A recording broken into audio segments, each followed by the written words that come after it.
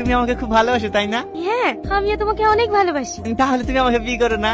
তুমি বিয়ে করবে? ঠিক আছে, চলো তোমার বাপ মায়ের কাছে। খালা। হ্যাঁ মা, কিছু বলবে? টনি, এটা তোমার কে হয়? এটা আমার মা। আর এটা? আব্বা। ওরে আমার মধু, ওরে আমার সোনা, তুই আমাদেরকে চিনতে পেরেছিস? খালু, আপনার ছেলে তো এখন সুস্থ হয়ে গেছে, এবার আমার প্রাপ্যটা আমাকে বুঝিয়ে দিন। হ্যাঁ অবশ্যই, তুমি একটু দাঁড়াও মা, আমি এক্ষুনি আসছি। তোমার প্রাপ্য মানে? হ্যাঁ, প্রাপ্যটা যে কি একটু পরেই বুঝতে পারবে। হ্যাঁ এলাও মা, বাড়ির দলিল 5 লাখ টাকা। হ্যাঁ, ঠিক আছে খালু, আসি তাহলে।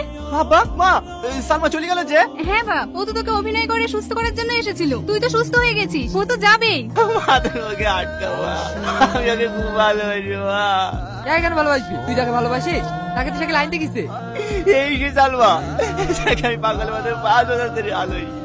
হে বাবু, এই কথাটা তুই আর একটু আগে বললি নি, তাহলে ওকে আর যেতে দিতাম না। ও গো, তুমি তাড়াতাড়ি যাও, ওকে গিয়ে নিয়ে আসো গা। ঠিক আছে, আমি এক্ষুনি যাচ্ছি। সালমা